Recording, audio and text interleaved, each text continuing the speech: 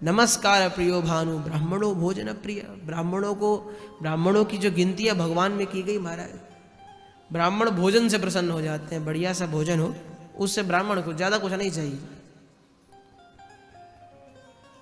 शंकर जी जलधारा से ही प्रसन्न हो जाते हैं, सूर्य देव नमस्कार से ही प्रसन्न हो जाते हैं।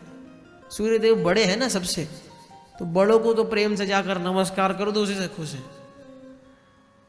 हमारे भगवान नारायण सबसे महंगे देवता, क्या हमारा अलंकार प्रियो विष्णु है। डायमंड की रिंग दो, सोने की चेन पहनाओ तब जाकर प्रसन्न हो। ये इसका तात्पर्य नहीं है उनको सोना क्या दोगे, हमारा सोना बनाने वाली तो उनकी घरवाली है, लक्ष्मी जी तो बगल में ही बैठी है, उनको आप क्या दोगे सोना। तो अलंकार है किम, यहां अलंकार से क्या तात्पर्य है। अलंकार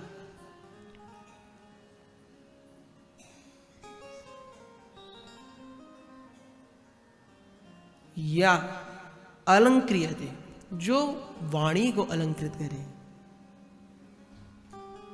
केयूरान विभूषयन्ति पुरुषै हारान चंद्रोज्ज्वला, न स्नानं न विलेपनं न कुसुमं नालंकृता मूर्ध्वजा।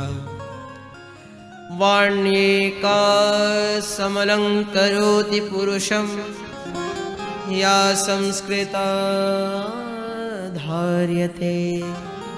क्षीयन्ते खलु भूषणानि सततं, वाग्भूषणं भूषणं तेन वाग्भूषणेन अलंकार प्रियो विष्णु। अलंकार प्रिय यह विष्णु तेन प्रसीदति, जो वाणी को हमारी अलंकृत करे। ऐसी संस्कृत भाषा को उच्चारण करने वाले ब्राह्मण जब अपनी वाणी से शुद्ध संस्कृत का गान करते हैं, उस अलंकार से भगवान प्रसन्न होते हैं। सोने के चढ़ावे से नहीं, अरे मैंने 2000 की मिठाई चढ़ाई, मैंने 3000 की, इससे नहीं प्रसन्न होते भगवान।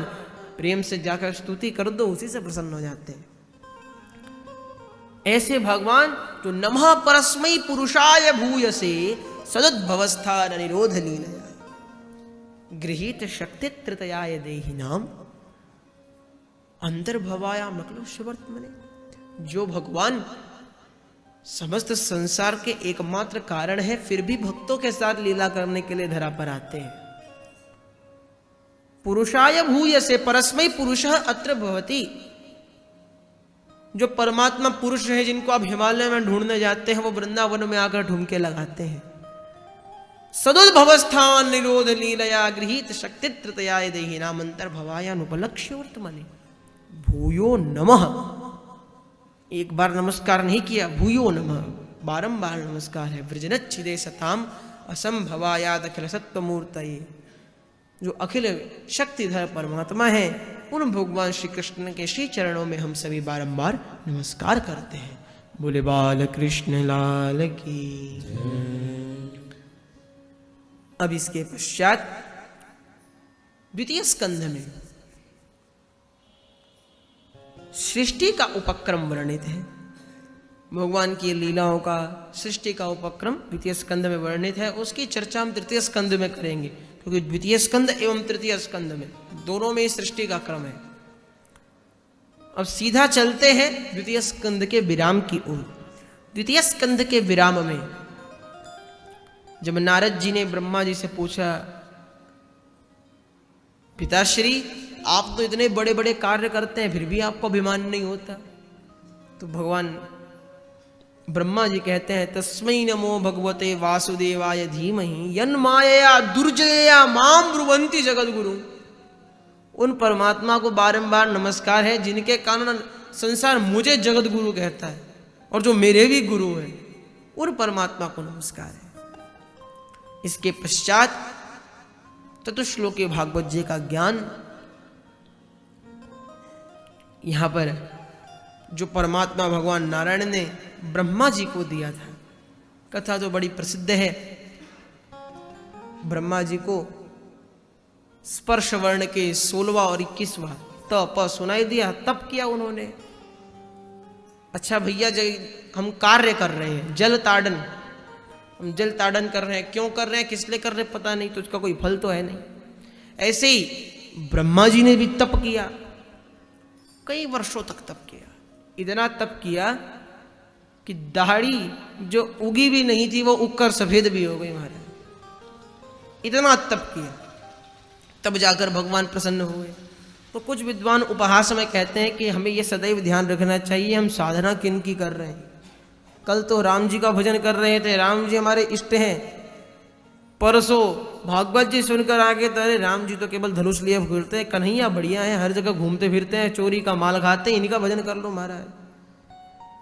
तो अपना एक इष्ट का ध्यान करना चाहिए। तो ब्रह्मा जी को पता ही नहीं था वो ध्यान किन का कर रहे हैं, इसलिए ब्रह्मा जी जो है इतने वर्षों तक तप किया, तब जाकर भगवान ने उनको अनुग्रहित किया और 7 श्लोक की भागवत जी का ज्ञान दिया।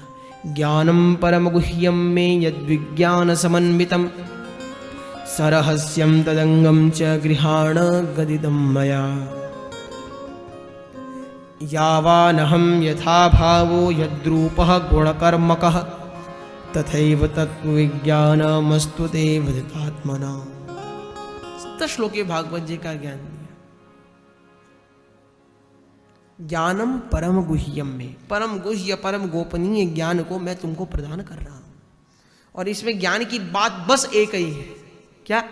अहमेवा समेवाग्रे नानद्यत् सदसत् परम पश्चादहम यदि तच्च यो वशिष्येत सोऽस्म्यहम् ऋतेर्थम यत् प्रतीयेत न प्रतीयेत चात्मनि तद्विद्यादात्मनो मायां यथा भासो यथा तमः यथा महान्ति भूतानि भूतेषु चावचिष्वनु प्रविष्टान्यप्रविष्टानि तथा तेषु न तेष्वहम् एतावदेव जिज्ञास्यं तत्त्वजिज्ञासुनात्मनः अन्वयव्यतिरेकाभ्यां यत् स्यात् सर्वत्र सर्वदा एतन्मतं समातिष्ठ परमेण समाधिना भवान् कल्प विकल्पेषु न विमुह्यति कर्हिचित्।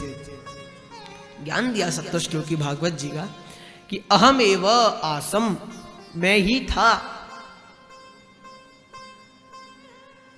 अहम एव अस्मि, मैं ही हूं, पुनश्च अहमेव भविष्यामि, संसार स्यात् अथवा न स्यात्। जब ये संसार नहीं था मैं था, जब ये संसार है मैं भी हूं, मैं ही हूं, और ये संसार भविष्य में नष्ट हो जाएगा, नहीं रहेगा, किंतु मैं रहूंगा। और इस ज्ञान को समझकर यदि तुम अपने जीवन में चरितार्थ करोगे, इस मेरे दिव्य ज्ञान को अपने इसका अनुष्ठान करोगे, तो तुम्हें जो है अपने कर्तृत्व पद का कभी अहंकार नहीं होगा। समझाया ब्रह्मा जी को। तत्पश्चात श्रीमद् भागवत महापुराण के, ये भागवत जी महापुराण कैसे है? किसी ने नाम रख दिया महापुराण तो महापुराण हो गया? नहीं, लक्षण बताए हैं। अत्र सर्गो विसर्गश्च स्थानं पोषणमूतयः मर्वन्तरेशानुकथा निरोधो मुक्तिराश्रयः। 10 सर्ग विसर्ग स्थान पोषण ऊतय आदि का वर्णन किया है। इन 10 लक्षणों से जो पुराण युक्त होता है वो महापुराण कहलाता है। भूतमात्रेन्द्रियधियां जन्म सर्ग मुदाहृतः। सर्ग क्या है? तो भूत आदियों का जन्म सर्ग कहलाता है। मन्वन्तरेशानुकथा निरोधो मुक्तिराश्रयः।